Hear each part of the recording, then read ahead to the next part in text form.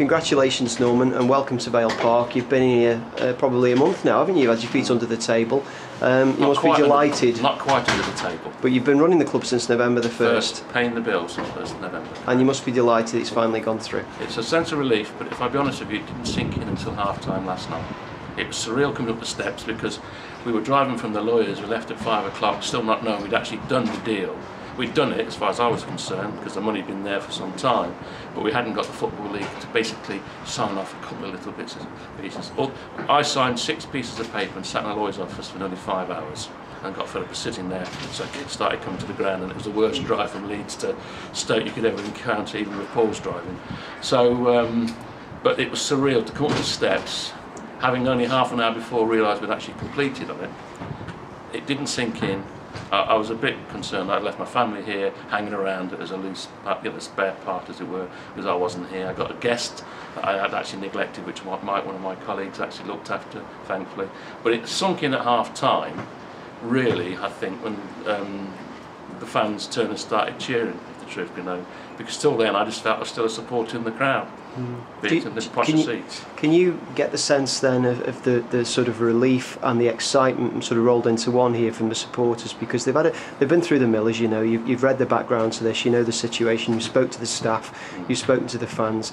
Do you get a sense of the sort of relief that's felt around the place? Yeah, I mean, I didn't see the relief in the staff, I'll be honest with you. I'm not sure if that's because they had the inner confidence from the minute we came in that it was going to happen, and they've just been working with us. So from a staff point of view, I didn't really see any change. We came in and I got a kiss and a hug, but really I get that every day when I come here anyway. It's a great place to come. Yeah. But from the fans' point of view, you could sense that. People were stopping me as it took me 10 minutes to get into the ground because people were stopping me at the gate and at the bottom of the steps. Having yet another look at that fabulous statue, which in itself is inspirational. They were coming up and actually thanking me for saving them. And that in itself was weird, because I'm not a surgeon. I didn't just basically take out some whatever it is that was ailing him. He was actually thanking, you've saved me, you've put me in a great place. And I was thinking, that is weird. That is a very strange place to be. You were at the unveiling of the Sproston statue on Saturday. You've just touched on that. I mean, it's a magnificent statue, isn't it? And to have that kind of heritage here is great. Well, I have to be the first to admit that every time I come to the ground now I touch the foot. Now the problem with that, of course, is it's going to rub off the surface after a period of time. So I'll admit in advance that that's something I'm sorry, but I see it as a lucky emblem in itself. One thing I will say, I have tried to avoid looking at all the bad things that have happened in the past here.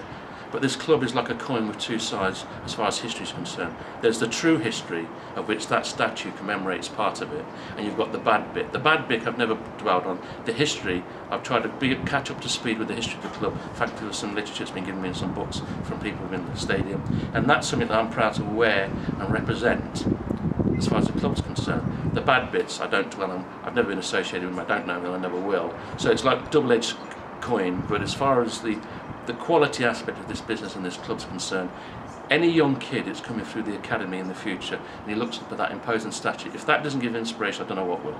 Now, you've been here a few weeks now, you've had a look around the ground, you've talked to the staff, and you've touched on the little things that need doing, which might not seem important and you won't get a thanks for, things like the toilets and the broken hand dryers and things like that, but they're important, aren't they? They are. I mean, you say the toilets are important. I wouldn't use them, and I'm a pretty liberal kind of guy. I would love to sit. The problem with where I am now, which is something I experienced last night, I would rather sit in the stadium with the fans instead of sitting in the directors' area, because you get a better feel for everything when you're there. But unfortunately, then if it's a bad day, you're going to get mobbed and whatever. But I remember Speedy, I refer to him as the head groundsman, I called him a gardener when I first came here, which really distorted the poor bloke. He said to me that he knew I was going to buy this club because I was the only person who took the trouble to look at the state of the toilets. And that's true. If I go into a restaurant, that's the first place I go to. So if you're only a restaurant here locally, and you see me come in and I head straight to the toilets, if they're not up to scratch and I leave, that's just bad luck. But they'll keep your toilets clean. But the little things that need attention here, that a lot of them are little things. But I can't stress enough that you're following the fan that you represent and the ones which you don't. We need their assistance and support now. If there's a fan that knows a fan who is not coming to this stadium, please convince them to come. Because by them coming, that in itself creates revenue, and the revenue that we create we will bring back into the club. It will come directly back into the club. It will not be taken away. There'll be no, it's all coming back for the good of this business. And you've got the bug yourself, haven't you, quite clearly? I've seen you dancing around when Tom Pope scores. You dance around with that scarf, twirling those tassels. Well, it's a double-edged sword, because obviously it's cost me a bit of money when I'm dancing, but it's actually a positive reason for dancing. Yeah, I've got to be careful though, because we haven't got the right railings in front of the dread spot. I could actually dance over the edge and end up being we wouldn't splat. want that. And I haven't got any life insurance put in place yet. Apparently I need some key man in case that happens. But it's very difficult. That's why I'd rather be in the stadium than actually in the main stadium, instead of being up in the gardens, as it were, because if you've got the away director sitting next to you, and this is harder when you're away from home, you know, and you represent the club, which I do with pride, with both my tie and my scarf, which was knitted by a lady, I'm sure a lot of people you know, who's a long-term fan, a lifelong fan even. You go to away clubs as an officer of the club, and you want to jump and be excited when you score, and you feel constricted, and that is very difficult. But I still do it, but I just do it a different way. So going forward then, what changes can the fans expect to see in the sort of medium term, not immediately, but sort of how are you going to improve the match day experience to people, to get people in here to buy pies, to buy pints, so we can invest in the team? We have to give them an environment which is pleasing to come to, and we have to give them a competitive price, so it's comparable to what they've got down the road. I mean, that'll go and buy a pub down the road and call the Vale Supporters Club, which I believe I have thought about. We have to provide something which gets the people in the stadium and keeps them here longer. All right.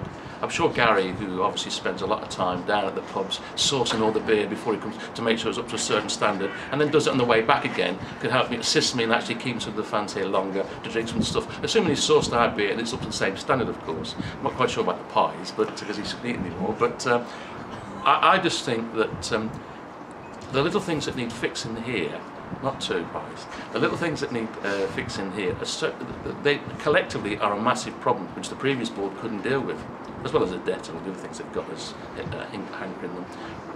They're all things which we will put right, which in myself makes me feel better that I'm associated with something which represents quality. And this will be a beacon. I drove down the A500 last night with the lights on, thinking, should we have those lights on so early because it's costing me a bit in electricity? But it was actually a beacon shining from the 500. I don't know if people see that. I don't know if you see that when you're driving here. You can actually see the stadium lit up at night, which in itself gave me a nice warm glow. And it's hard to describe. I'm not an emotional person, but let me tell you, this place is infectious. Once it gets into it's like Blackpool Rock, it's through and through and through. And just finally, Norman, you came out of retirement to do this, didn't you? Semi-retirement, really, I suppose. Did you say retirement or retirement? Retirement. Right. Okay, just checking. Yeah. Semi-retirement. Well, I was no retirement basically. Yeah. I wasn't holding down a job. I a lot of business interests which didn't need my input. When Paul was first here doing the press conference, I was actually out in Portugal, a villa just bought, enjoying the sunshine. But I'm back here now in sunny Stoke, up for the challenge. You can see my suntan's fading quickly, but I won't worry about that for now. Yes, I came out of retirement to take on a job that I think this club saved me as much as me saving the club. And just finally, want to wish you all the very best to you, Paul, and your team going forward from Vale Supporters Club. Thank you. Thank you. Thank you. And thank you, Gary. Right.